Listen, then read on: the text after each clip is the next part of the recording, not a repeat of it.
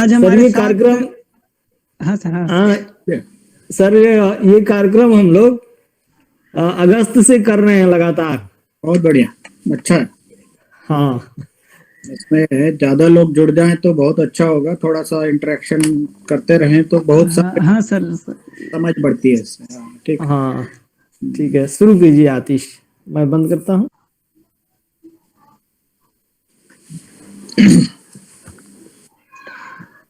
आज हमारे साथ गांधी जी की पाठशाला में श्री जगदीश उपासने जी जुड़े हैं।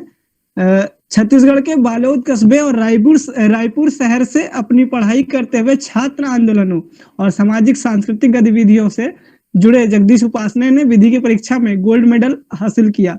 अखिल भारतीय विद्यार्थी परिषद मध्य प्रदेश के वे प्रमुख कार्यकर्ताओं में से एक थे। आपातकाल के दौरान वे 3 माह फरार रहे तो मीसाबंदी के रूप में 16 महीने की जेल भी काटी। उनके माता पिता का छत्तीसगढ़ के सार्वजनिक जीवन में खासा हस्तक्षेप है। मां रजनीताई उपासने 1977 में रायपुर शहर से विधायक भी चुनी गई। उपासने के पिता श्री दत्ताश्रेय उपासने, जो अब इस दुनिया में नहीं है, प्रख्यात समाज सेवी थे। उपासने परिवार का राजनीति एवं समाज सेवा में काफी योगदान रहा है। परिवार के मुखिया के नाते श्री दत्ताश्रेय उपासने ने आपातकाल का वह दौर भी झेला जब उनके परिवार के अधिकतर सदस्य जेल में डाल दिए गए थे। संघ परिवार में भी इनका अभिभावक जैसा सम्मान था। जगदीश उपासने के अनुज सच्चिदानंद उपासने आज भी छत्तीसगढ़ भाजपा के प्रदेश उपाध्यक्ष हैं।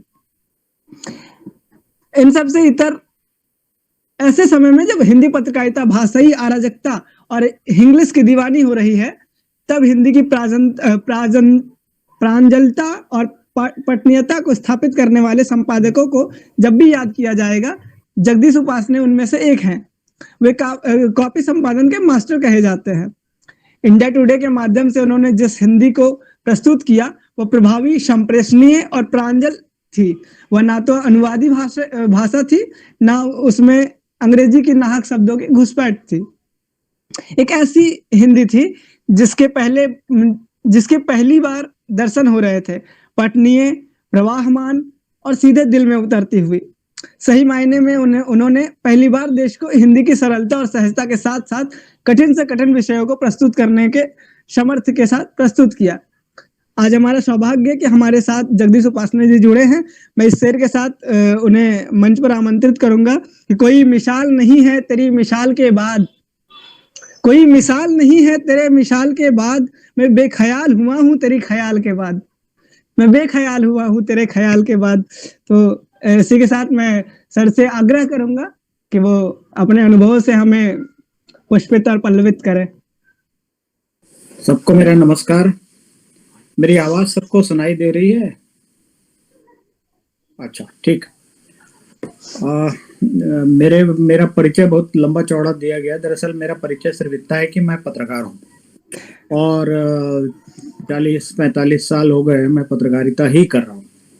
और ठीक है कि मैंने छात्र आंदोलन में किया, भाग लिया, छात्र नेता के रूप में रहा। सामाजिक जीवन में काम करना स्वभाव है हम सब लोगों का, तो सामाजिक जीवन में हम काम करते रहे। फिर पत्रकार लगा कि नहीं, पत्रकारिता के रूप में, पत्रकारिता के माध्यम से ये काम अच्छे से किया जा सकता है, इसलिए हमने ये और पत्रकारिता में जाने का निश्चय किया और पत्रकारिता कर रहे। तो एक पत्रकार के रूप में ही मेरी पहचान है। और जो विषय मुझे आज के लिए दिया गया है मीडिया में, नैतिकता, ये सबको बहुत सबकी चिंता का विषय है और सब लोग इस पे विचार भी करते हैं। अब नैतिकता से हम क्या समझते हैं, पहले तो ये तय होना चाहिए। जैसे सत्य, अगर ट्रुथ की बात करें तो एक सत्य किसी और के लिए सत्य नहीं हो सकता। सत्य हर एक के लिए अलग होता है, लेकिन होता एक ही है। लोग अलग अलग ढंग से उसको लेते हैं और अलग अलग ढंग से उसकी व्याख्या करते हैं। तो वैसे ही समाज में नैतिकता, मोरालिटी, एथिक्स, इनके अलग अलग मानदंड हैं। अगर आप दुनिया भर में देखेंगे तो नैतिकता के मापदंड अलग अलग प्रोफेशन के अलग अलग मापदंड हैं, लेकिन कुछ बेसिक चीजें हैं जो हर जगह है और हर समाज में, हर प्रोफेशन में, हर उद्योग में, हर उद्यम में, हर उपक्रम में पाई जाती है। वो क्या है? वो ये है कि सत्य एक है, पहली बात। न्याय मतलब न्याय है, जस्टिस का मतलब जस्टिस है। और जस्टिस के जो मानदंड हैं सभी समाजों में वो जस्टिस है। तो अच्छा क्या है, बुरा क्या है, काला क्या है, सफेद क्या है, अंधेरा क्या है, उजाला क्या है, ये बिल्कुल क्लियर। तो इसलिए पत्रकारिता में भी, जिसको हम आज मीडिया कहते हैं, जर्नलिज्म, उसके भी नैतिक मानदंड बिल्कुल स्पष्ट हैं।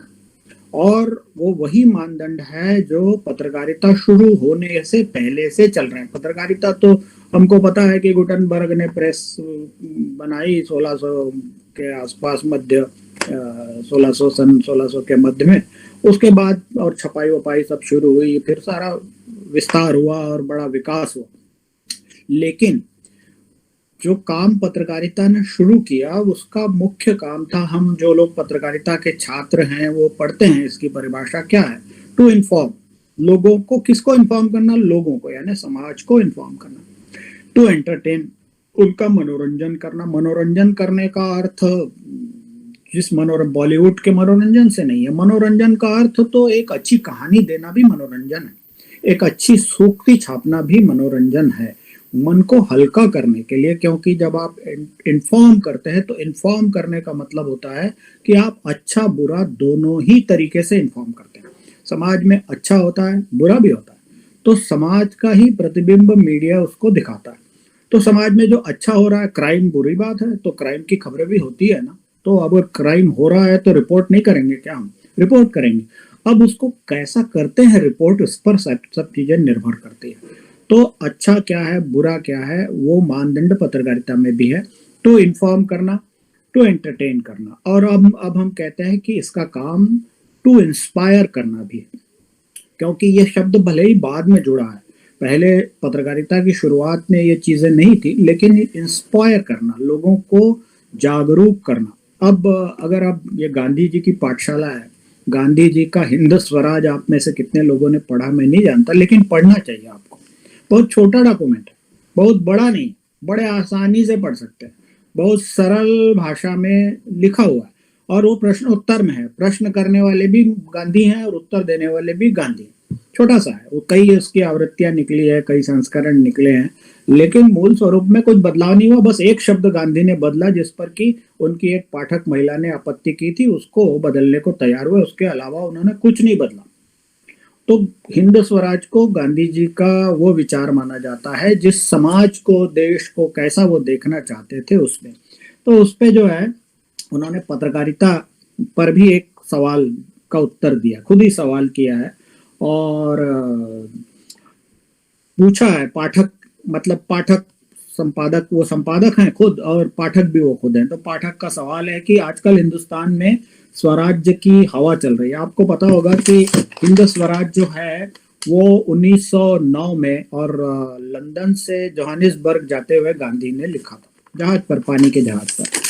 तो आज वो पाठक सवाल पूछ रहा है कि आजकल हिंदुस्तान में स्वराज्य की हवा चल रही है, सब हिंदुस्तानी आजाद होने को तरस रहे हैं, दक्षिणी अफ्रीका में भी वही जोश दिखाई दे रहा है, हिंदुस्तानियों ने अपने हक पाने की वही बड़ी हिम्मत आई है मालूम होती है। इस बारे में आप क्या कहते हैं?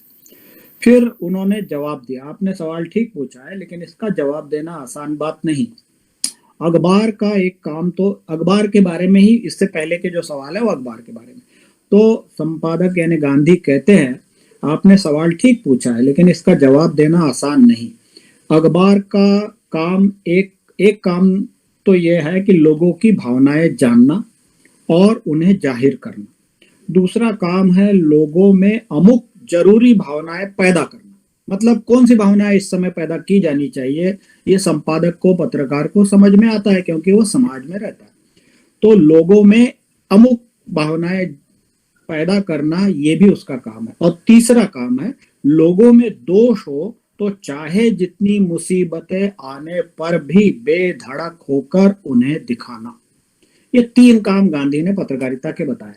पहला काम, लोगों की भावनाएं जानना, यानी लोग क्या सोचते हैं, यानी लोग करते क्या है। भावनाएं जानने से उनका आशय बड़ा विस्तार से, लोग क्या कर रहे हैं, यानी समाज में क्या घटित हो रहा है, टू इन्फॉर्म, और उन्हें जाहिर करना। तो उसको अपने अखबार के जरिए, टीवी के जरिए, डिजिटल फॉर्म के जरिए जाहिर कर दें। दूसरा काम है टू इंस्पायर, अमुक भावनाएं पैदा करना। इस समय समाज को क्या चाहिए? कोविड फैला हुआ है, महामारी फैली हुई है, मीडिया का काम क्या है? मीडिया का काम कोविड के लिए जागरूकता पैदा करना है कि भाई 2 गज दूरी, मास्क जरूरी, और दवाई नहीं तब तक ढिलाई नहीं। ये मीडिया को ये हर बार बताना चाहिए। ये सिर्फ सरकारी मीडिया डीडी न्यूज ही क्यों बताए, दूसरा मीडिया क्यों ना बताए?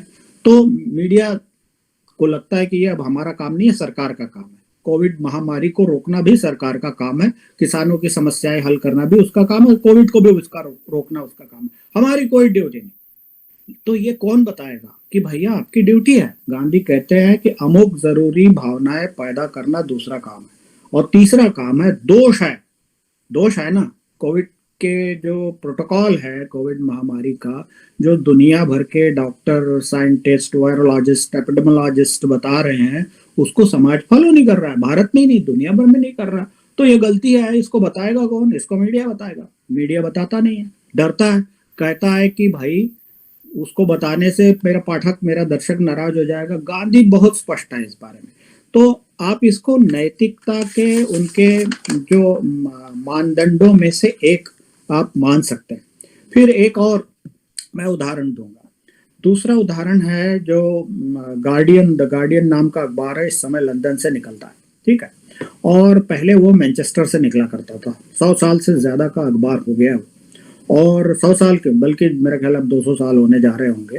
तो ये आप 1921 में उसके 100 साल पूरे हुए थे, तो अब आप उसमें 21 से उसको जोड़ लीजिए। और गार्डियन जो है वो यूरोप का, दुनिया का एक बहुत प्रतिष्ठित समाचार पत्र माना जाता है। तो उसके जब 100 साल पूरे हुए तो उसके जो संपादक थे सीपी स्कॉट ने, जिनको उस अखबार का संपादन करते हुए 50 साल हो गए थे, मई 1921 में उन्होंने 100 ईयर शीर्षक से और एक आलेख लिखा। 100 साल पूरे हुए तो आलेख लिखा उसमें, और उसमें समाचार पत्र यानी मीडिया, जिसको अब आप समाचार पत्र से मीडिया कह सकते हैं, और मूलतः पत्रकारिता की स्वतंत्रता के बारे में अपनी बातें लिखी। और जो उन्होंने लिखा है, 100 ईयर्स नाम का आलेख, वो गूगल में मिल सकता है आपको, आप सर्च करेंगे तो वो आपको मिल जाएगा। तो नैतिक मानदंडों का भी वो आदर्श माना जाता है, उसका निर्देश उन्होंने किया। स्कॉट ने जो बातें अखबार के लिए लिखी और उस पर अमल किया, उनके अखबार ने उस समय अमल भी किया, वो हर प्रकार के मीडिया के लिए है, यानी कालातीत है और हरदम समीचीन है, प्रासंगिक है। तो मीडिया प्रौद्योगिकी आ गई है, उपकरण आ गए हैं और टूल्स आ गए हैं, लेकिन और उसकी प्रस्तुति का तरीका बदल गया। यानी पत्रकारिता के क्या हुआ, पत्रकारिता जो अखबारों के जरिए आती थी, वो टेक्नोलॉजी आ गई, फिर टूल्स आ गए, फिर आपके प्रोग्राम्स आ गए, ऐप आ गए, इनके जरिए, और उसकी प्रस्तुति का तरीका बदल गया। तो इसके कारण, लेकिन जो मूल स्वभाव है और जो मूल काम है वो नहीं बदला है। वो मूल काम वही है दोस्तों, उसमें कोई बदलाव नहीं होगा। 100 साल बाद भी पत्रकारिता या मीडिया को यही करना पड़ेगा। अगर ये नहीं करता है तो वो फिर मीडिया या पत्रकारिता नहीं है। स्कॉट ने क्या लिखा? स्कॉट ने लिखा, अखबारों के 2 पक्ष है। यह दूसरे किसी व्यवसाय की तरह एक व्यवसाय है और इसे जीवित रहने के लिए खर्च करना पड़ता है।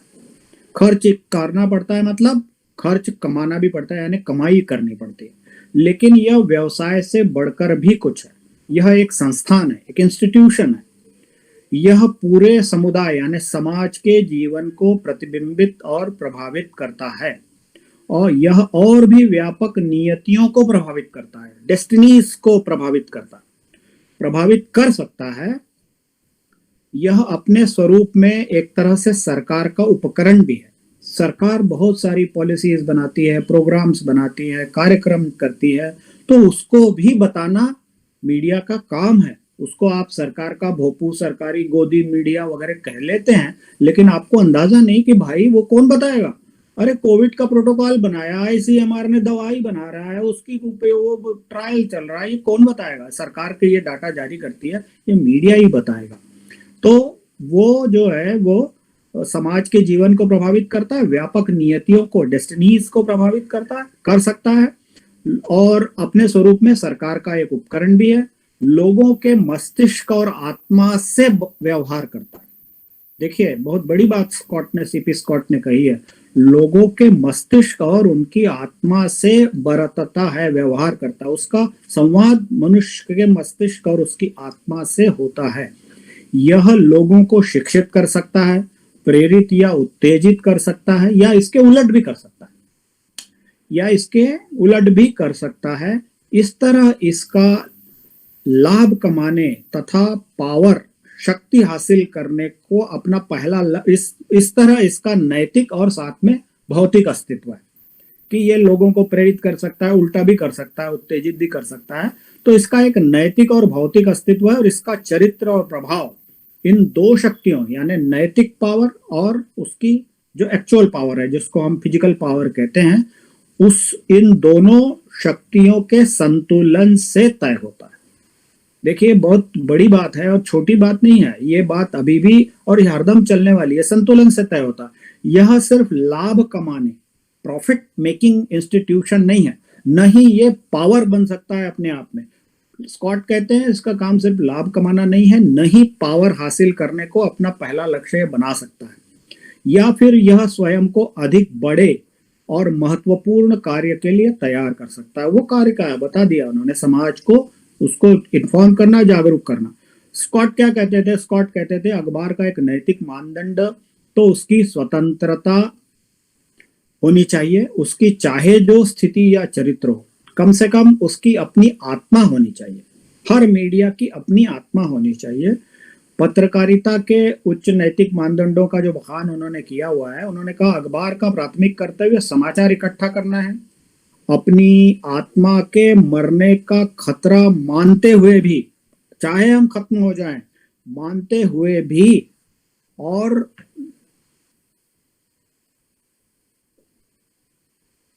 उसको ये उसकी आत्मा का खतरा माने मरने का खतरा, यानी वो कह रहे हैं उसका अस्तित्व मिट जाना चाहिए, मिट जाए ये खतरा उठाते हुए भी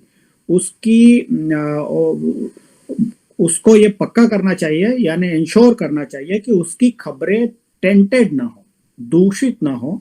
वह अपने पाठकों के लिए चाहे जो सामग्री पेश करे या न करे, उसके संपादकीय सामग्री के प्रस्तुतिकरण में उज्जवल सत्य के साथ तिल भर भी छेड़छाड़ नहीं होनी चाहिए। उसे अपना विचार रखने की संपूर्ण स्वतंत्रता है, लेकिन तथ्य पवित्र है। Facts are sacred but comment is free. ये उनका बहुत मशहूर कोट है। फैक्ट्स आर सेक्रेड, तथ्यों के साथ कोई गोलमाल नहीं हो सकता। फैक्ट जो है सो आपको बताने चाहिए। अगर आप फैक्ट नहीं बताते, फैक्ट को छुपाते हैं, फैक्ट को आधा पेश करते हैं, तो आप अपने प्रोफेशन के साथ, अपने नैतिक काम के साथ में दगाबाजी कर रहे हैं। It is well to be frank, it is even better to be fair. ये कहते हैं फ्रैंक तो होना ही चाहिए, यानी जैसे है वैसे तो होने ही चाहिए, लेकिन उसमें फेयरनेस भी होने चाहिए। देखिए, खबरों के माध्यम से प्रोपेगेंडा घृणास्पद है। विरोधी की आवाज भी मित्र की आवाज की तरह सुनी जानी चाहिए। अखबार का अपना विचार भी स्वनियंत्रित ढंग से और न्यायपूर्ण ढंग से प्रस्तुत होना चाहिए, एक पक्षीय नहीं होना चाहिए। अखबार खबरों के मामले में ज्यादा खुलेपन का हिमायती हो सकता है, लेकिन उसका निष्पक्ष होना बेहतर है। It is well to be frank, it is even better to be fair. देखिए, ये सारा उसका एसेंस है कि मीडिया को क्या होना चाहिए, उसकी नैतिकता का ये उच्च आदर्श है। गांधी ने भी वही कहा, गांधी ने सूत्र वाक्य के रूप में कहा। सीपी स्कॉट से लेकर अगर आप स्वतंत्रता संग्राम को देखेंगे भारत के, तो लोकमान्य तिलक बहुत बड़े संपादक रहे। केसरी से लेके लाजपत राय जी ने भी अखबार निकाला, वीर सावरकर ने भी निकाला, माखनलाल चतुर्वेदी हैं, गजानन बाबूराव विष्णु पराड़कर, गणेश शंकर विद्यार्थी, माधवराव सप्रे, अनगिनत लोग हैं। इनमें से ज्यादातर स्वतंत्रता संग्राम के सेनानी हैं, राजनीतिक नेता, कांग्रेस के ज्यादातर नेता रहे हैं, समाज सुधारक रहे हैं, समाज में काम करने। इन सबने और पत्रकारिता के बारे में, मीडिया के बारे में यही मानदंड उन्होंने रखे हैं। अगर आप उनका लिखा हुआ पढ़ेंगे तो आप पाएंगे कि उन्होंने यही बात लिखी है। और देखिए, अभी अपने यहाँ एक प्रेस काउंसिल ऑफ इंडिया नाम की संस्था चलती है, और प्रेस काउंसिल ऑफ इंडिया को और हम सब लोग और बहुत सारे नेता भी उसको जो है टूथलेस वंडर कह चुके हैं। ये बहुत मशहूर उक्ति है, अरुण जेटली ने और लोकसभा में एक बार इस बात को कहा था कि ये टूथलेस वंडर है, दंतहीन आश्चर्य है, क्योंकि ये कुछ नहीं कर सकती किसी का, ज्यादा से ज्यादा किसी को चेतावनी जारी कर सकती है। पेड न्यूज का मामला आया 2009 में, बड़ी संस्थाओं ने हंगामा किया, अनेक संपादकों ने रिप्रेजेंटेशन दिया, जांच कमेटी बना दी उसने, प्रेस काउंसिल ऑफ इंडिया ने, जांच कमेटी ने जगह जगह जाकर और पेड न्यूज के मामले ढूंढे और उनकी बड़ी रिपोर्ट बना के किन अखबारों ने, किन मीडिया हाउसेस ने पेड न्यूज का धंधा किया ये सब बताया, संपादकों के नाम लिखे, नेताओं के नाम लिखे, रिपोर्ट आई गई हो गई, प्रेस काउंसिल उसमें कुछ नहीं कर सकी, लेकिन लोगों के सामने ये बात आई। तो ये टूथलेस वंडर है। उसके बाद भी आप उसके अगर पत्रकारिता उसका चार्टर अगर आप देखेंगे उसकी वेबसाइट पे जाके, तो उसमें भी नैतिकता के मानदंड यही है। अब ये जो मानदंड है ये अच्छा, प्रेस काउंसिल के साथ एक और दिक्कत यह है कि वो सिर्फ प्रिंट मीडिया को देख सकती है, यानी अखबारों को और पत्रिकाओं को, वो टीवी को नहीं देख सकती, वो डिजिटल फॉर्मेट को नहीं देख सकती। इसलिए अब एक और मीडिया आयोग बनाने की बात हो रही है और संभवतः उस पर विचार भी हो रहा है कि एक मीडिया काउंसिल बनाई जाए जो हर तरह के मीडिया में जो अनाचार है, जो अराजकता है, जो सत्य के साथ खिलवाड़ है और हाफ ट्रुथ्स है, झूठा प्रोपेगेंडा है। मीडिया को हम कहते हैं कि हमारा काम क्या है भाई, हमने जैसे मैंने बताया कि हम 3 बातें कहते हैं कि इन्फॉर्म करना, एंटरटेन करना, इंस्पायर करना। लेकिन मीडिया का जो पत्रकारिता का जो रोल रहा है दुनिया भर के, आपको फ्रांस की राज्य क्रांति का बारे में शायद मालूम होगा कि बेसिले जेल जो थी जिसमें हजारों पॉलिटिकल कैदियों को और लुइस सोल्वे ने बंद करके रखा था, तो वहां पर और झगड़ा हो गया और कैदियों ने बवाल कर दिया जेल प्रशासन के विरुद्ध, जेल तोड़ दी। तो एक छोटा स्ट्रिंगर उसने उस खबर को लाके पेरिस के किसी अखबार में छापा, फ्रांस की राज्य क्रांति उस खबर से शुरू हुई। देखिए, और उसमें जो फ्रांस की राज्य क्रांति से जो मूल्य निकले लोकतंत्र के, जो हमारे संविधान का भी हिस्सा है, लेकिन वो बाबा साहेब भीमराव अंबेडकर ने उसको उसमें बंधुत्व जोड़ दिया, कहा कि ये यूरोपियन मूल्य हैं, उसमें बंधुभाव होना चाहिए, जो भारत के समाज की विशिष्टता है वो उसको जोड़ दिया, तो इसलिए वो भारतीय हो गए। तो पत्रकारिता में हम क्या कहते हैं, देखिए आप पंडित दीनदयाल उपाध्याय का नाम आप लोगों ने सुना होगा। पंडित दीनदयाल उपाध्याय वैसे तो जनसंघ के अध्यक्ष रहे, महामंत्री रहे वर्षों तक, और बहुत संदेहास्पद स्थिति में और 1968 में उनकी लाश जो है मुगलसराय जंक्शन के रेलवे पटरियों पर मिली और माना गया कि उनकी हत्या की गई थी, क्योंकि उनके नेतृत्व में जनसंघ ने और कांग्रेस को उस जमाने में बड़ी चुनौती दी थी। राज्यों की विधानसभाओं में, लोकसभा में उनकी और प्रतिनिधि संख्या बहुत बड़ी मात्रा में बढ़ गई थी, संगठन भी उनका बढ़ गया था। हालांकि वो मामला आगे जांच वाच भी हुई, लेकिन वो दबा रह गया। तो पंडित दीनदयाल उपाध्याय मूलतः पत्रकार थे। उनके ही नेतृत्व में लखनऊ से राष्ट्र धर्म और पांचजन्य नाम का जो साप्ताहिक है जो अब दिल्ली से निकलता है, उनके ही नेतृत्व में चला और वही उसको निकालते थे। अगर फोरमैन नहीं आया, मैंने मशीन मैन नहीं आया चलाने वाला, तो वो मशीन भी चला लेते थे। ट्रेडल पे अखबार छपा करते थे, हैंड कंपोजिंग होती थी। मैंने भी उसी दौर से काम चालू किया, यानी पंडित दीनदयाल उपाध्याय के दौर से नहीं, लेकिन हैंड कंपोजिंग के दौर से, जब टाइप को और खांचे में बिठाया जाता था तो वो खुद करते थे। उन्होंने ही अटल बिहारी वाजपेयी जो लखनऊ कानपुर पढ़ रहे थे डीएवी में, उनको पकड़ के लाके उनको संपादक बना दिया, कहा कि तुम संपादक और मैं तुम्हारा सहायक। अटल जी ने लिखा है कि वो पंडित दीनदयाल उपाध्याय ने मेरे को सिखाया, वो खुद भी सीखते थे और मेरे को भी सिखाते थे। काम करते करते उन्होंने सीखा और मुझे भी काम करते करते सिखाया। और हम अटल जी को जानते ही हैं, वो देश के प्रधानमंत्री भी बने। तो उन्होंने, पंडित दीनदयाल उपाध्याय ने हिंदुस्तान समाचार नाम की एक संवाद एजेंसी अभी भी चलती है, उसकी 15वीं वर्षगांठ पर और उनकी जो स्मारिका छपी उसके लिए एक मैसेज लिखा। उस मतलब संदेश नहीं मांगा जाता, अब तो उस समय जनसंघ के अध्यक्ष रहे, उनसे भी मांगा गया होगा, कांग्रेस के अध्यक्ष से भी उनका मांगा गया, तो सभी से मांगा उन्होंने, संवाद एजेंसी ने। दीनदयाल जी ने लिखा, समाचारों में वस्तु परकता यानी तथ्य परकता यानी ऑब्जेक्टिविटी महत्वपूर्ण है, अत्यंत महत्वपूर्ण है। लेकिन समाचार उसके संकलनकर्ता के व्यक्तित्व से अछूता नहीं होना चाहिए। प्रत्येक समाचार की निजी विशेषता होनी चाहिए। संवाददाता केवल दृष्टा नहीं है, उसे खबरें उदासीन भाव से नहीं, जन रुचि की तुष्टि और जन रुचि के निर्माण को ध्यान में रखकर समाचार देने चाहिए। संवाद जगत में राजनेताओं तथा राजनीतिक संस्थाओं का प्रभाव भारतीय राष्ट्र जीवन की धारणा के प्रतिकूल है। ये पंडित दीनदयाल उपाध्याय ने लिखा। और दुनिया भर में जो पत्रकारिता के जो नैतिकता, पत्रकारिता यानी मीडिया की नैतिकता के मापदंड ऐसे ही हैं। ईमानदारी और निष्पक्षता, समाचारों में ऑब्जेक्टिविटी यानी वस्तुपरकता, समाचार और विचार में अंतर, व्हाट इज न्यूज और व्हाट आर व्यूज।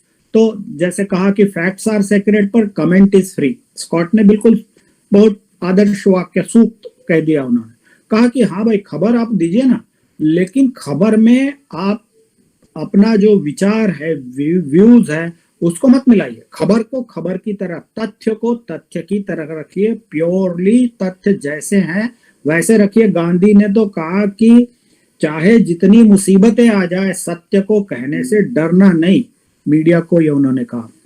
तो पत्रकारिता, समाचार और विचार में अंतर रखना, समाचार और सूचनाएं यानी इंफॉर्मेशन इकट्ठा करने के लिए अनुचित और अनैतिक माध्यमों का प्रयोग नहीं करना, आलोचनापूर्ण अभिमत, आपकी आलोचना करता है कोई तो उसको आप उत्तर दीजिए, उसको प्रकाशित करिए या टीवी पर दिखाइए। आजकल कोई नहीं करता। पहले तो संपादक गलतियों की क्षमा मांगते थे। समाचारों में कोई भूल हो जाए तो भूल सुधार छापते थे। अब आपको किसी अखबार में भूल सुधार छपता हुआ नहीं दिखता। कोई टीवी चैनल अपनी गलत खबर के लिए कभी माफी नहीं मांगता। कोई पोर्टल कभी अपनी मिस्चीवियस और दुष्टता भरे समाचार के लिए, मॉर्फेड इमेजेस के लिए, झूठी खबरों के पोस्ट के लिए कभी ये नहीं कहता कि हाँ जी झूठी थी। चुपचाप उसको हटा लेता है बस, क्योंकि लोग सोशल मीडिया पे हंगामा कर डालते हैं, बस उसको हटा लेता है। उससे उसको लगता है उसकी जिम्मेदारी पूरी हो गई। तो आलोचना पूर्ण अभिमत को उत्तर देना चाहिए, उसको छापना चाहिए।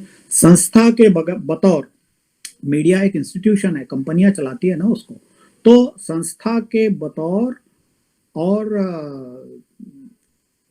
व्यक्तिगत रूप से समाचारों या व्यूज के लिए, अभिमत के लिए किसी से भी किसी तरह का कोई लाभ नहीं लेना। आप समाचार या विचार, जानकारी यानी फैक्ट, न्यूज इकट्ठा करने के लिए अगर आप संस्था के रूप में या व्यक्ति के रूप में यानी संपादक या पत्रकार के रूप में किसी से कोई लाभ लेते हैं तो वो गलत करते हैं। पब्लिक इंटरेस्ट यानी जनहित को सर्वोपरि मानना, न कि व्यक्तिगत या संस्थागत हित को। घृणा, विद्वेष और संघर्ष फैलाने वाले समाचारों, विचारों को प्रश्रय नहीं देना। निजता का सम्मान करना, प्राइवेसी को सम्मान करने की बहुत जरूरत है। सुरुचि तथा अच्छाई के सामान्य जो नियम है उसका पालन करना। बहुत ही वल्गर किस्म के समाचार, वल्गर किस्म के प्रोग्राम, इमेजेस और वीडियोस अगर आप दिखाते हैं तो आप कुछ भला नहीं कर रहे भाई समाज का। तो उसका सामान्य अच्छाई और सुरुचि पूर्ण ढंग से प्रस्तुति के सामान्य नियमों का पालन करना। यूरोप, अमेरिका, भारत, इन सब में ये नियम माने जाते हैं, रहे हैं। अब इसमें गड़बड़ हो रही है। अब गड़बड़ क्या हो रही है कि ये सब लोगों ने ताक पे रख दी। अगर आप देखेंगे तो अलग अलग मीडिया अलग अलग तरीके से और अलग अलग ढंग से पेश आता है। पहली बात तो यह है कि अगर आप सारे मीडिया को, दुनिया भर के मीडिया को देखेंगे तो वो 2 हिस्सों में, 3 हिस्सों में बटा हुआ दिखाई देता है। वो विचार उनके अपने विचार उनके लिए प्रमुख हो गए। तो अगर न्यूयॉर्क टाइम्स है तो उसको डोनाल्ड ट्रंप की ऐसी तैसी करनी है, तो वो चाहे डोनाल्ड ट्रंप ने कोई अच्छा भी काम किया होगा तो उसकी ऐसी तैसी वो जरूर करेगा, चाहे उसने अच्छा ही काम किया।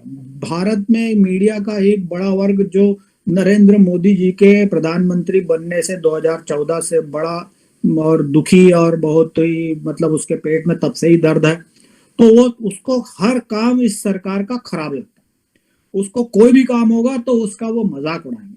मतलब मजाक इस तरह से, मजाक ही नहीं उड़ाएंगे, उसको झूठे ढंग से फैलाएंगे। आपको पता होगा जब महामारी फैली और लॉकडाउन लगा तो लाखों की संख्या में मजदूर अपने अपने राज्यों को गए। उत्तर प्रदेश, बिहार के मजदूर ज्यादा थे तो सबसे ज्यादा वहां गए।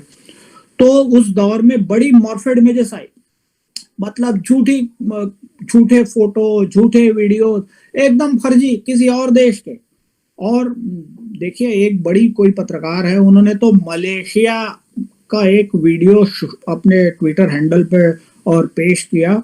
उन्होंने कहा कि ये जो चमड़े का सामान वहां बहुत बना हुआ, सड़ रहा, मिट्टी लगी हुई है, उसमें घुन लग गया, और बोला कि देखो जी सरकार ने क्या किया, करोड़ों रुपया बर्बाद कर दिया। उसी पत्रकार ने एक और वीडियो शेयर किया, भगवा रंग की हजारों बसें और एक लाइन में खड़ी है, कहा कि ये राजस्थान की गहलोत सरकार ने और उत्तर प्रदेश से आने के मजदूरों को भेजने के लिए लगाई, लेकिन उत्तर प्रदेश की योगी सरकार इनको घुसने नहीं दे रही।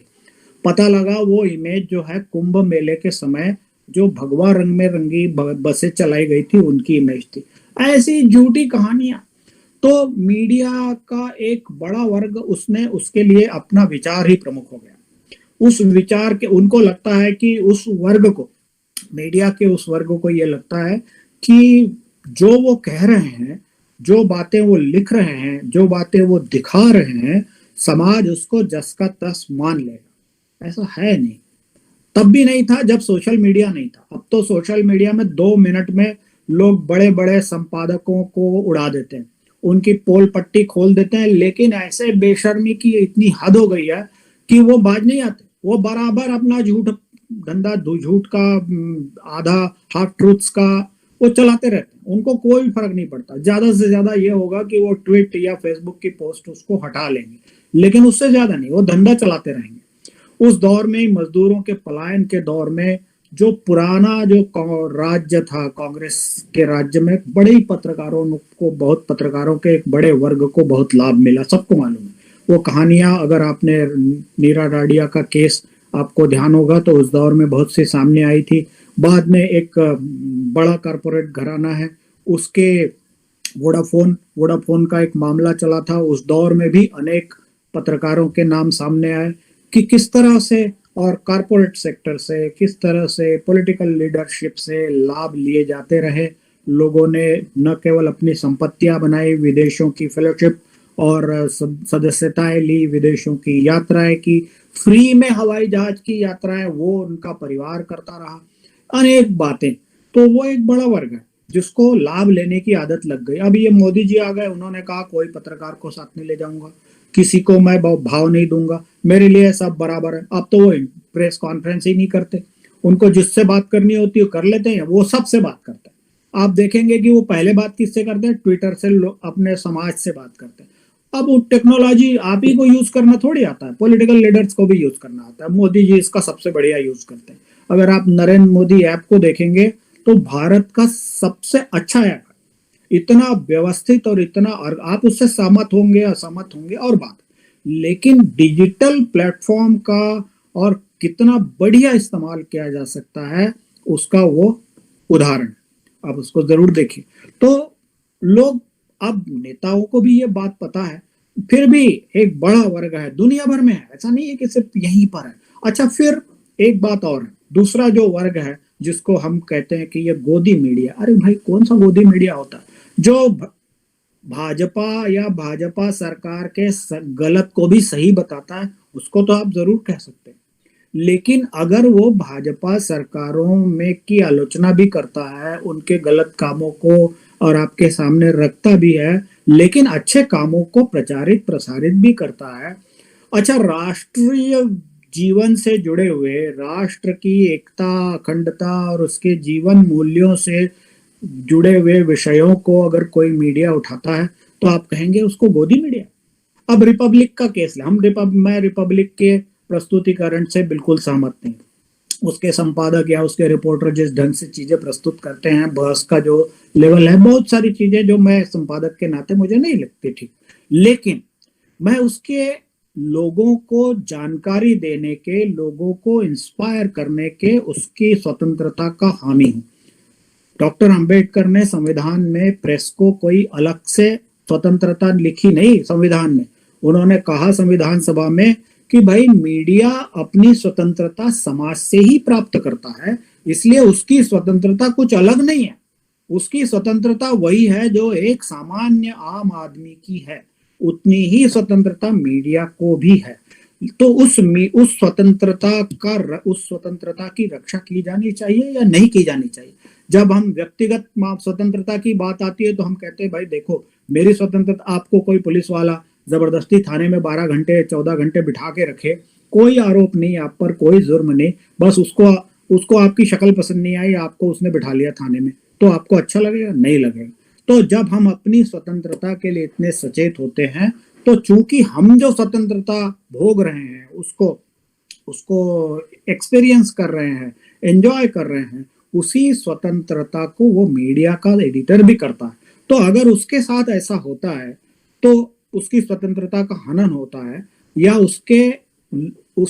उसको अपनी अभिमत पेश करने के, यानी फ्रीडम ऑफ एक्सप्रेशन जिसको कहते हैं, हम और आप जो है फेसबुक पर, ट्विटर पर, इंस्टाग्राम पे जो मर्जी लिखते हैं जी, अपनी जन्मदिन भी लिख रहे हैं, अपने शादी का, जन्म वर्षगांठ का, पता नहीं क्या क्या डालते हैं, कहीं घूमने जाते हैं वहां भी डालते हैं, दोस्तों यारों से बेतकल्लुफ होकर बातें करते हैं, कमेंट करते हैं, गुस्सा होते हैं, लड़ाई करते हैं, और कई बार उसकी मर्यादा भी हम लांघ जाते हैं।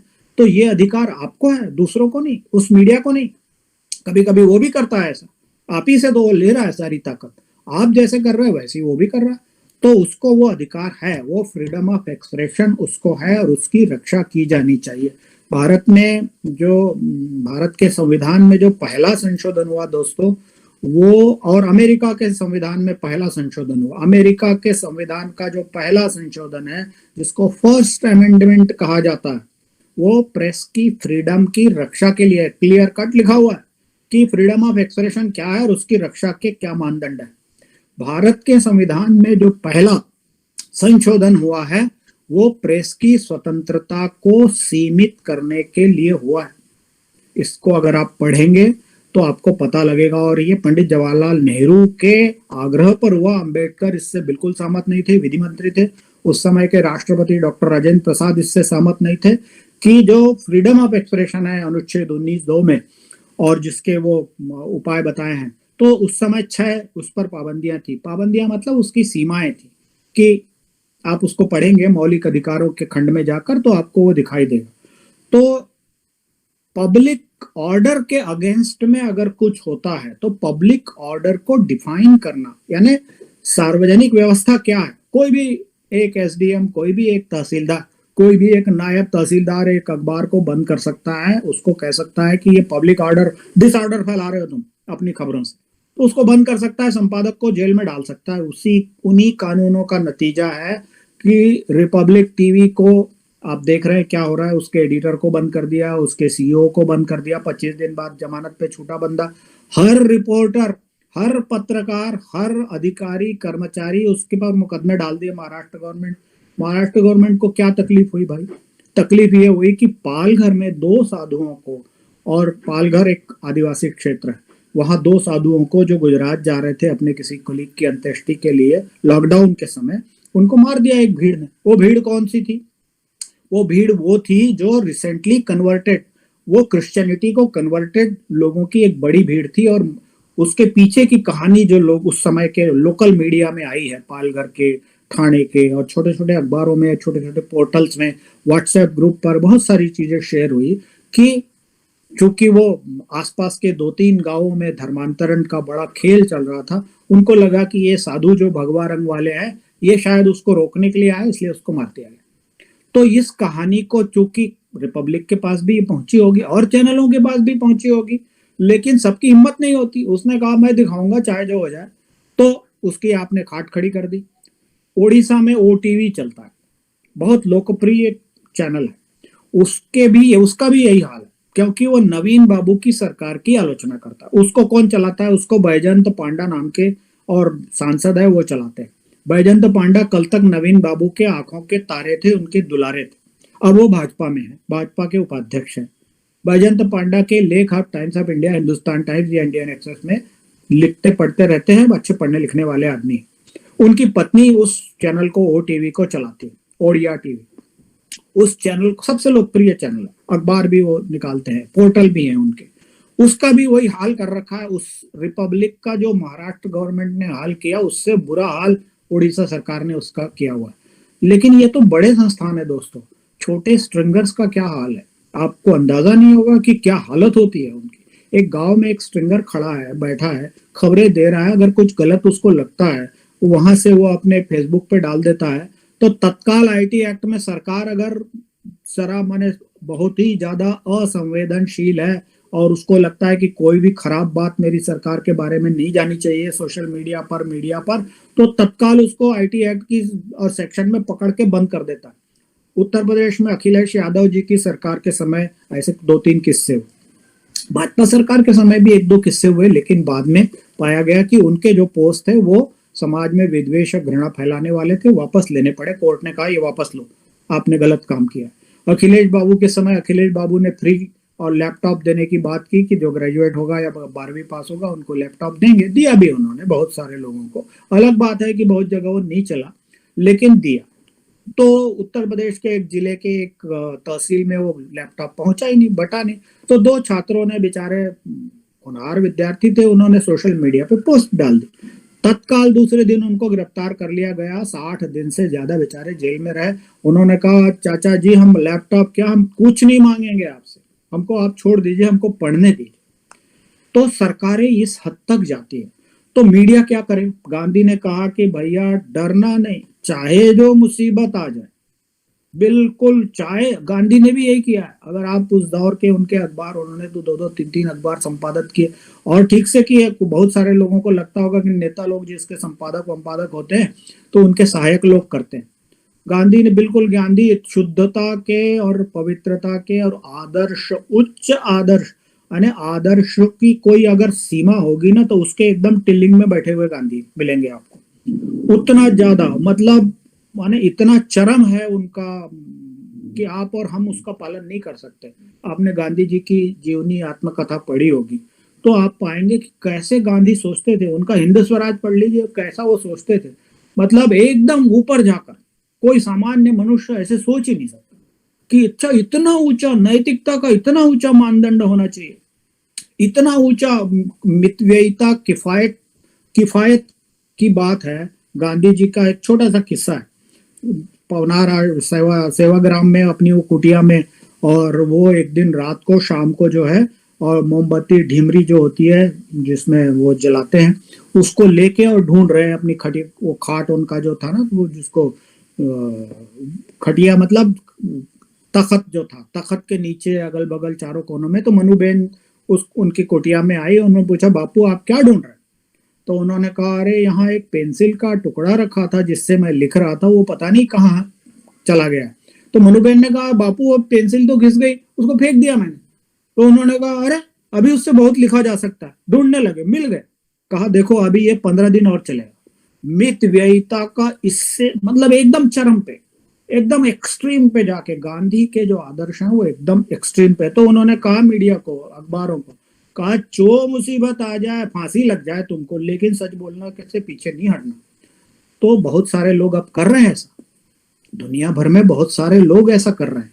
और उनको जब तंग होते हैं तो लोग उनको विचारों के आधार पर बांटने लगते हैं कि अरे नहीं वो तो रिपब्लिक को तो मिलना ही चाहिए, वो पत्रकार ही नहीं है। एक बड़ी एडिटर है, उन्होंने लिखा अरे वो तो पत्रकार, मीडिया ही नहीं है। अरे भाई तुम कौन हो मीडिया में, तुमको साइडलाइन, तुम साइडलाइन हो गए, इसका मतलब दूसरे लोग मीडिया नहीं है। मीडिया तो हर वो बच्चा है जो सोशल मीडिया पर एक्टिव है, हर वो बच्चा है जो विचार शेयर कर रहा है, हर और समाचार शेयर कर रहा है, जानकारी शेयर कर रहा है। वही एडिटर भी है उसका, वही उसका क्रिएटर भी है, वही उसका डिस्ट्रीब्यूटर भी है, वही उसका प्रेजेंटर भी है। तो हर एक आदमी है। कोई ये अब कौन, आप कौन होते हैं, कौन से बड़े संपादक, कौन बड़े पत्रकार हैं जो ये तय कर सके कि फला आदमी पत्रकार है और फला आदमी जो है वो प्रोपेगेंडिस्ट है या फला आदमी लॉबिस्ट है। ये सब क्यों हो रहा है? अगर आप इसको देखेंगे तो इसका कारण, जो सबसे बड़ा कारण यह है कि मीडिया की गाड़ी पटरी से उतरी हुई। अब टेक्नोलॉजी आ गई, टेक्नोलॉजी ने और इतना ज्यादा परिवर्तन कर दिया, और इतना ज्यादा परिवर्तन होने वाला है आगे जाके कि अखबार आपको कैसे मिलेगा, आपको टीवी देखने को, आप अपने स्मार्टफोन में टीवी देख लेते हैं, अखबार इसमें पढ़ लेते हैं, लेकिन कल को हो सकता है आपको स्मार्टफोन भी रखने की जरूरत ना पड़े। आपने बस याद किया और अलादीन सीरियल चल रहा है, याद किया और हाजिर, जिन हाजिर हो गए। तो वैसे ही टेक्नोलॉजी उसी दिशा में, क्योंकि आर्टिफिशियल इंटेलिजेंस एआई जो जा रहा है, अगर आप ईमेल गूगल की इस्तेमाल करते हैं, इंग्लिश में अगर आप ईमेल करते हैं तो आप 4 लाइनें लिखिए, आपको अगर छुट्टी का आवेदन लिखना है तो आप 2 लाइन लिखिए, अगले 8 लाइनें वो लिख देगा, अपने आप लिख देता है। इसको आर्टिफिशियल इंटेलिजेंस, ऐसा एल्गोरिदम बन रहा है कि आपकी कॉपी अपने आप, अभी आपको अंदाजा नहीं होगा कि भारत के जो बड़े मीडिया हाउसेस हैं उनके जो न्यूज रूम है उसमें, और उनके चाहे वो टीवी के चैनल है चाहे अखबारों के चैनल है, आर्टिफिशियल इंटेलिजेंस का जबरदस्त प्रयोग हो रहा है। यूरोप अमेरिका में तो कॉपीज अपने आप एडिट हो रही, बस उसको 1 लाइन 2 लाइनों में आपने बता दिया कि ये कॉपी ऐसे एडिट होगी, कॉपी फटाक से एडिट हो जाती है। भारत में अनेक भाषाएं, बहुत भाषाएं हैं, अलग अलग भाषाओं में अलग अलग मीडिया, अभी थोड़ी समस्या है, लेकिन इंग्लिश में ये हो रहा है।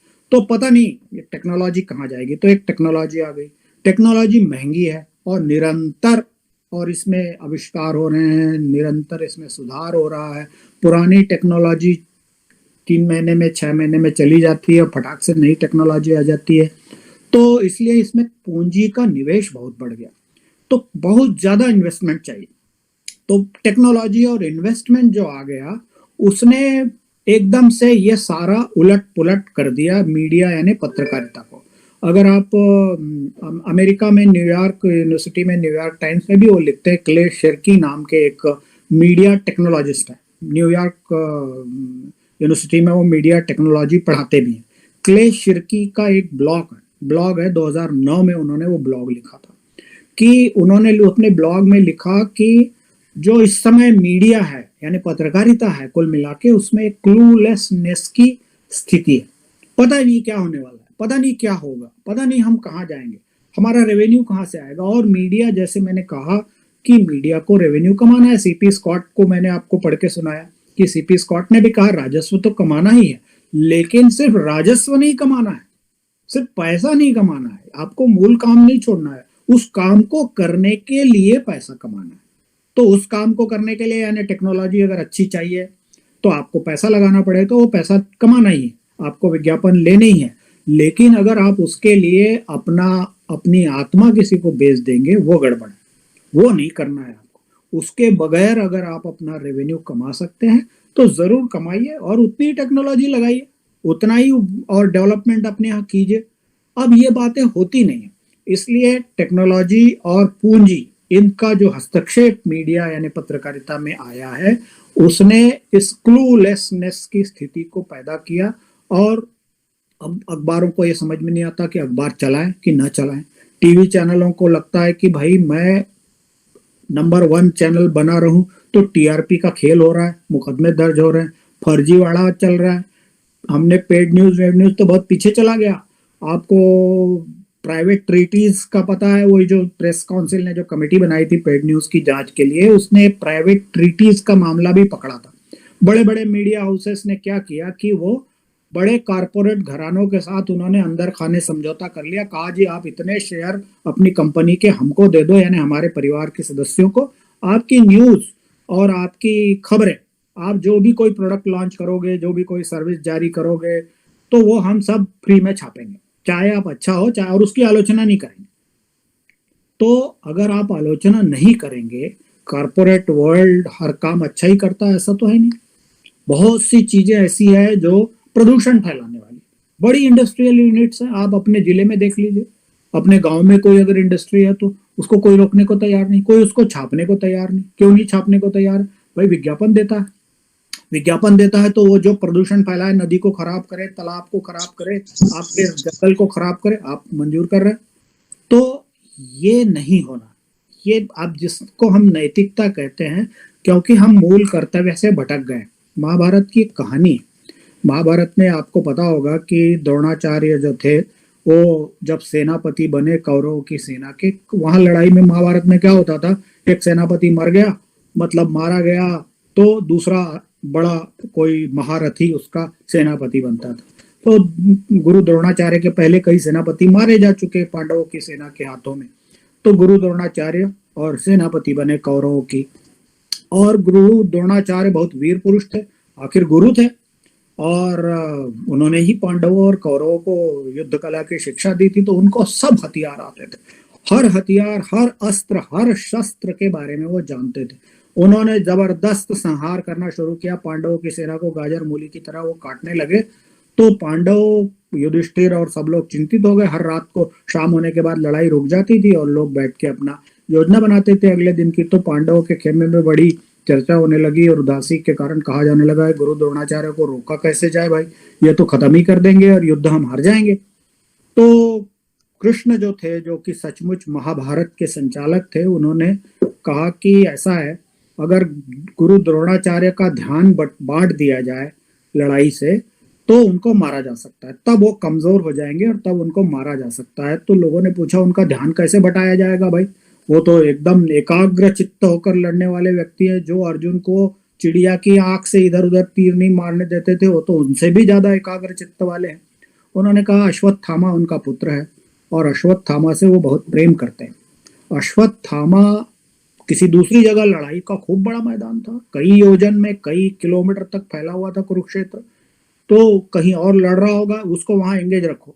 अश्वत्थामा को कहीं दूसरी जगह ले जाओ और वहां उसको एंगेज रखो लड़ाई में, और इधर जहां गुरु द्रोणाचार्य लड़ रहे हैं वहां ये अफवाह फैला दो कि अश्वत्थामा मारा गया। उन्होंने कहा अरे गुरु द्रोणाचार्य तेज आदमी है, वो नहीं मानेंगे। तो युधिष्ठिर को तैयार किया गया, क्योंकि युधिष्ठिर के बारे में यह कहा जाता था कि वो सिर्फ सच बोलते थे और उससे पहले उन्होंने जन्म से लेकर उस आयु तक पहुंचने तक एक बार भी झूठ नहीं बोला था। और सत्य की शक्ति ऐसी है, और अगर आप अपने ऋषियों और अपने वेदों को, उपनिषदों को पढ़ेंगे, ऋग्वेद को ही, उसमें कहा है कि जिसने जीवन में कभी असत्य नहीं बोला, माँ से भी मतलब झूठा भूख लगी है कुछ चुरा के खा लिया, घर में झूठ नहीं बोला, सच बोला, तो उसके बोलने में इतनी शक्ति होती है कि वो जो बोलेगा वही होगा। अगर वो किसी को बोलेगा कि तुम मर जाओगे कल, तो मर जाएगा, चाहे उसकी मृत्यु आई ना हो। इतनी शक्ति सत्य में होती है। युधिष्ठिर को भी वो शक्ति थी और उनका रथ जो है 6 अंगुल चलता था ऊपर, जमीन से 6 अंगुल ऊपर चलता, एक बित्ता ऊपर चलता था। ये माना जाता है कि हवा में चलता था यानी। तो युधिष्ठिर को बड़ी मुश्किल से तैयार किया गया। युधिष्ठिर ने कहा जी मैं पूरा झूठ नहीं बोलूंगा, मैं आधा झूठ बोलूंगा, जैसे कि अभी बोलता है मीडिया। उन्होंने कहा पूरा नहीं बोलूंगा, पूरा बोलूंगा तो मैं धर्मराज कहलाऊंगा नहीं, मेरा धर्म समाप्त हो जाएगा। हालांकि आधा बोलने से ही उनका आधा धर्म समाप्त हो गया। तो उन्होंने कहा, आपको पता है वो उक्ति पता है, अश्वत्थामा हतः, धीरे से कहा नरो वा कुंजरो। उसके लिए एक हाथी को मारा गया जिसका नाम अश्वत्थामा था, उसके लिए हाथी मारा गया। युधिष्ठिर को बताया गया कि उस हाथी को मार दिया गया। अब तुम कह सकते हो कि नरो वा कुंजरो, धीरे से कहा, जो उनको नहीं सुना दिया। उतनी देर में जो है अर्जुन ने गुरु द्रोणाचार्य को बाण मार के, शक्ति मार के खत्म कर दिया। तो जैसे ही युधिष्ठिर ने बोला आधा सत्य और आधा झूठ, तो उनका जो रथ जमीन से एक बित्ता ऊपर चलता था वो जमीन में आ लगा। और उसके बाद उनको, जब तक महाभारत चला होगा, बड़ी तकलीफ हुई होगी रथ को खींचने में, क्योंकि युद्ध स्थल में कीचड़ हो जाता है। उस समय तो हो ही जाता होगा, तो अभी भी होता होगा। तो ये मीडिया का जो रथ है ना प्यारे भाइयों, देखिए ये मीडिया का जो रथ है, ये भी आधा झूठ बोलने से और नैतिकता के मानदंडों का पालन न करने से अब ये जमीन पे आ लगा और कीचड़ में धंस गया। अब इसको निकालने का काम भी मीडिया को ही करना पड़ेगा। जिनको ये लगता है कि सरकारें इसको बाहर कर लेंगी, सरकारें इसको निष्पक्षता के लिए, ऑब्जेक्टिविटी के लिए, मोरालिटी के लिए तैयार कर लेंगी, तो उनको बिल्कुल बहुत बड़ा मुगालता है। सरकारें बहुत नियम नहीं बना सकती, और सरकारें चाहे जो नियम बना ले, चीन में तो मिलिट्री का शासन है ना, और ईरान में है मिलिट्री का शासन, लेकिन वहां कुछ भी बगावत होती है, विद्रोह होता है, जन आक्रोश होता है, तो दुनिया भर को वो खबर, वो वीडियोस मिल ही जाते हैं। वो कैसे मिलते हैं? क्योंकि खबर को, जैसे धुआं है, जैसे हवा है, वैसे ही खबर है, उसको कोई नहीं रोक सकता। आप मीडिया जबान से चलता था ना पहले, तो बोलचाल से ही खबरें पहुंचा करती थी। बाज चिड़िया और संदेशे भेजने के लिए तो बाद में आया, लेकिन पहले तो खबरों से ही, जबान से ही चला करता था। जब जब मीडिया पर प्रतिबंध लगा, इमरजेंसी में इंदिरा जी ने मीडिया पर पाबंदी लगा दी, पत्रकारों को, मेरे जैसे अनेक लोगों को जेल में ठूस दिया, तो क्या अखबारों पे सेंसरशिप बैठा दी, सेंसर का अधिकार, खबरें रुक गई? क्या नहीं रुकी। एक राज्य से दूसरे राज्य की खबर 4 दिन बाद मिलती थी, और बढ़िया नमक मिर्च लगा के मिलती थी, उससे और बवाल खड़ा हो गया और विद्रोह खड़ा हो गया। खबर नहीं रोक सकते, तो सरकारें नहीं रोक सकती, इसको मीडिया ही रोकेगा। और अभी ये पूरा चक्र देखिए, हर चीज का एक उत्थान का और पतन का चक्र होता है। इकोनॉमिक्स जो लोग पढ़ रहे हैं उनको पता होगा कि कैसे और विकास दर ऊपर जाती है फिर नीचे आती है। ये जो विकास का जो चक्र है, साइकिल है, वो ऐसे चलता है। तो वैसे ही मीडिया का भी है। तो अभी ये ऊपर जाएगा, अभी ऊपर ही है, एकदम ऊपर पहुंचा हुआ है। और इसलिए ये युद्ध में एक पक्ष है। जो भी युद्ध, जहां भी युद्ध हो रहा है, एक पुराना मीडिया का एक धड़ा है जो कि परंपरागत ट्रेडिशनल मीडिया का वो धड़ा, जिसमें बड़े बड़े संपादक हैं, बड़े बड़े मालिक हैं, जो राज्य सत्ताओं को प्रभावित करते रहे, सरकारें बनाते बिगाड़ते रहे, उनकी मर्जी से मंत्रिमंडल तय होते रहे। अब वो पावर धीरे धीरे उनकी समाप्त हो रही। फिर अनेक संपादक, अनेक पत्रकार ऐसे रहे हैं जो वो लिख देते थे, समाज में वही होने लगता था। अब उनकी वो पावर भी खत्म हो गई। तो मीडिया तो पावर उसका जो खत्म हो रहा है, उसकी लड़ाई लड़ रहा है। जो लोग आपको मॉर्फेड वीडियो दिखाते हुए, झूठी खबरें फैलाते हुए, झूठे कमेंट फैलाते हुए, आधा सच आधा झूठ बताते हुए मिलेंगे, बड़े बड़े लोग, उनकी दिक्कत यह है कि उनकी पावर खत्म हो रही, धीरे धीरे खत्म हो रही है। उन जैसे बैटरी खत्म हो जाती है, वैसे उनका मामला है, उनकी बैटरी खत्म हो रही। तो अब वो चाहते हैं कि वो बैटरी जो कि खत्म हो रही है, अब भाई उसको फेंकना पड़ेगा, उसके अलावा कोई चारा नहीं, नई बैटरी आपको लगानी पड़ेगी। अब नई बैटरी उनके पास है नहीं, वो नौजवानों के पास है जो कि मीडिया में एक्टिव है, डिजिटल प्लेटफॉर्म में। अगर वो इन मूल्यों को, इसलिए इसको याद दिलाने की बड़ी जरूरत है कि नैतिकता क्या है, उच्च आदर्श क्या है, ये दिखाना, ये बताना बहुत जरूरी है। नई पीढ़ी जो मीडिया को चला रही है और चलाएगी पूरी तरह से, चाहे वो मालिक बनेंगे, उनमें से अनेक लोग आज मालिक हैं। आपको पता नहीं होगा मीडिया के स्टार्टअप दुनिया भर में कितनी तेजी से बढ़ रहे हैं। अनेक लोग अपना स्टार्टअप चलाकर अपनी मीडिया कंपनियां चला रहे हैं। आप एक आध वीडियो देखिए, मैं अभी परसों बिहार के एक व्यक्ति का वीडियो देख रहा था, पटना के एक छोटे मोहल्ले से वो बंदा है, और उसने फार्मर्स बिल पर एक वीडियो बनाया है। 234 मिलियन व्यूज हैं उसके, 234 मिलियन व्यू। उसकी फॉलोइंग भी ऐसे ही मिलियन में है।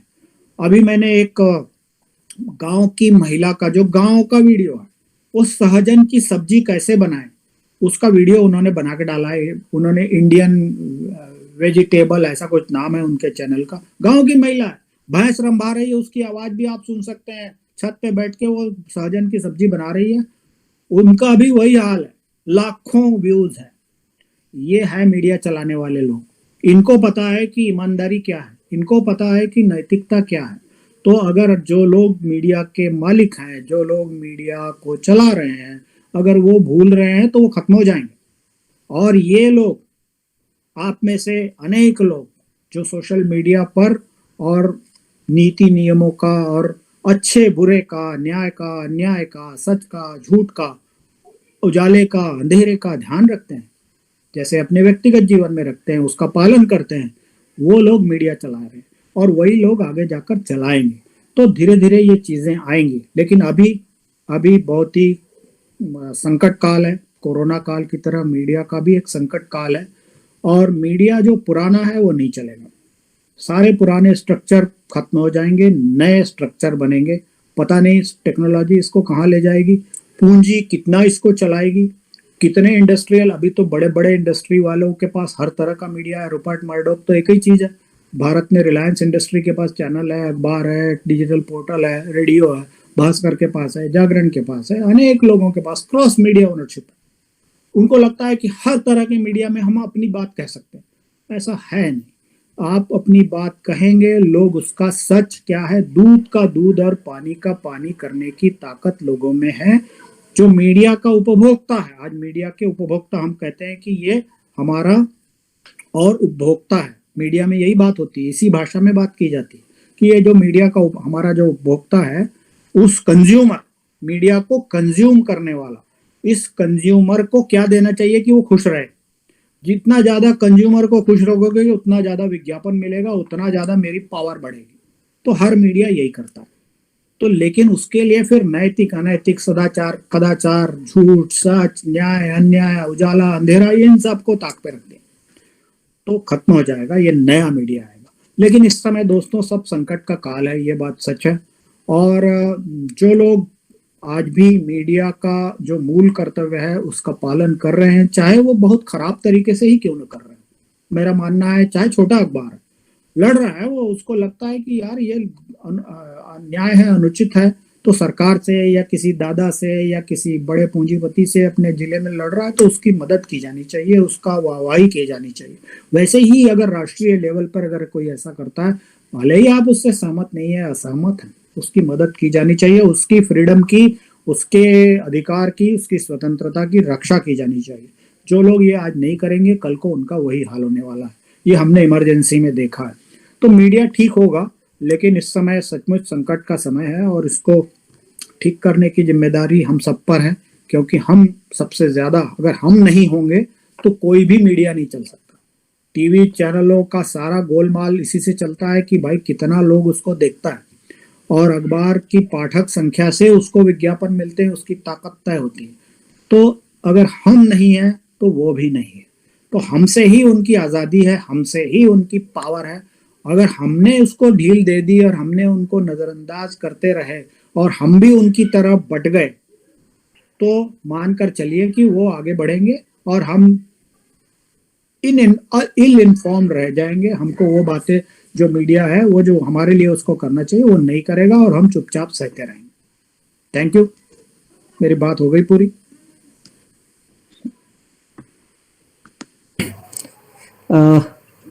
आतिश, हाँ सर। 2-4 सवाल ले लीजिए सर, करीब 1 घंटे से ज्यादा। अगर 2-4 सवाल ले लीजिए, ज्यादा नहीं, और फिर किन्हीं का कोई किसी के सवाल है तो वो बिल्कुल पूछ जी सकते सर। हैं। जी सर, नमस्कार, मेरा नाम चिराग है। सर, मेरा आपसे ये सवाल है कि आपने कहा कि मीडिया को राजस्व कमाने का पूरा हक है, लेकिन उसके लिए उन्हें अपनी आत्मा को नहीं बेचना चाहिए। तो आज जो मीडिया कर रही है कि जरूरी मुद्दे हैं, चाहे वो बेरोजगारी हो, किसानों का मुद्दा हो, कोरोना हो, पर्यावरण हो, इनको छोड़ के केवल एक सूत्री कार्यक्रम चलाते हैं, राष्ट्रवाद, राष्ट्रद्रोह, इसमें धाम मुद्दों को रखते हैं। तो क्या इससे मीडिया की नए पर असर नहीं पड़ रहा? सर म्यूट हो गया। सर आप म्यूट हैं। आप म्यूट है।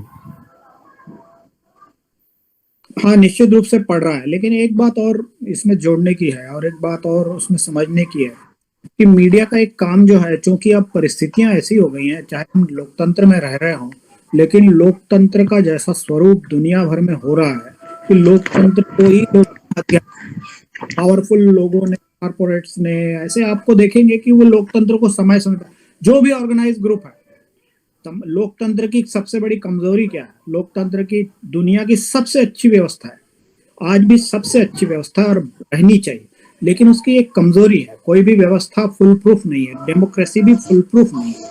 उसकी सबसे बड़ी कमजोरी ये है कि जो ऑर्गेनाइज ग्रुप है, जो संगठित समूह है, वो लोकतंत्र को अपनी मुट्ठी में रख सकते हैं। जैसे कि हम दिल्ली के में अभी जो चल रहा है घेराव, उससे देख सकते हैं, संगठित समूह है, भीड़ ले आए उठा के।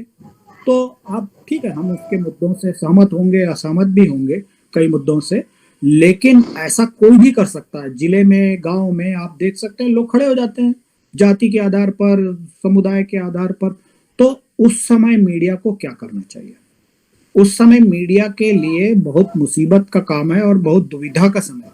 उसको कंपेन चलाना पड़ता है, इसलिए कंपेन जर्नलिज्म आजकल बहुत चल रहा है। आप जो डाटा जर्नलिज्म, एक नया शब्द आया है, और दुनिया भर में इन्वेस्टिगेटिव जर्नलिज्म का यूरोप के जर्नलिस्ट ने एक बड़ी और एसोसिएशन बनाई है। आप जर्नलिस्ट विदाउट बॉर्डर नाम का एक नाम भी सुनते होंगे, जिसके तहत उन्होंने और कई घोटाले दुनिया भर के उद्घाटित किए हैं। भारत में इंडियन एक्सप्रेस है, ट्रिब्यून है, हिंदू है, उस समूह के मेंबर हैं।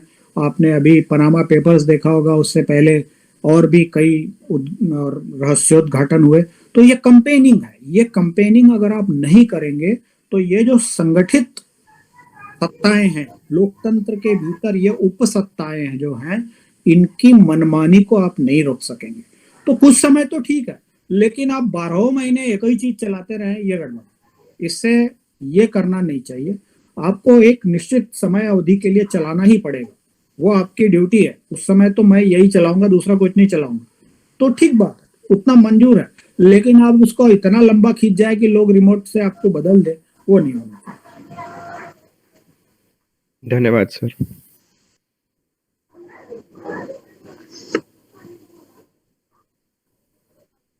किन्हीं और का कोई सवाल है?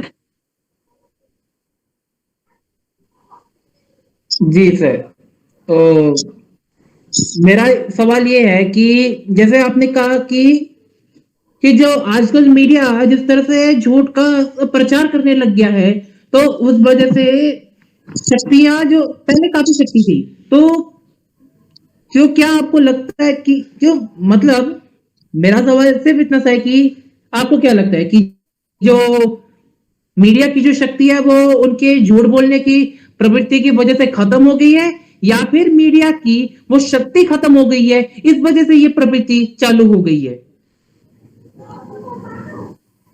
फिर से म्यूट है सर आप। सॉरी सॉरी, हाँ ये अच्छा सवाल है आपका कि अगर क्या उसकी पावर खत्म हो गई, तो दोनों चीजें मतलब एक दूसरे पर आश्रित है। अगर आप देखेंगे तो शक्ति खत्म हो गई इसलिए झूठ बोल रहे हैं, झूठ बोल रहे हैं इसलिए शक्ति खत्म हो गई। ये पहले मुर्गी या पहले अंडा वाला मामला है। लेकिन मैं मानता हूं कि शक्ति नहीं समाप्त हुई। मीडिया की शक्ति हमेशा से है, क्योंकि वो मीडिया है, उसकी पावर है, उसको पावर कहीं से गेन नहीं करनी, उसको पावर समाज से मिल रही है, वो अहर्निश मिल रही है, ये इंटरप्टेड मिल रही है, वो कहीं नहीं जा रही है भाई। वो तो आपको मिल ही नहीं रही है, आप उसको यूज नहीं कर रहे हैं, आप उसको बर्बाद कर रहे हैं, ट्रांसमिशन लॉस बोल रहे हैं, फलाना बोल रहे हैं, वो आपकी गलती है। पावर आपको मिल रहा है क्योंकि आप मीडिया है, और आपको भले ही 1 लाख आदमी नहीं पढ़ेगा, 1 लाख आदमी नहीं देखेगा भाई, 1000 तो देखेगा, 1000 तो पढ़ेगा ना, तो 1000 पढ़ना कम बड़ी बात है क्या? तो पावर है, पावर में कोई गड़बड़ नहीं है। ये झूठ बोलने के कारण आपकी पावर क्षीण हो रही है, चीज रही है।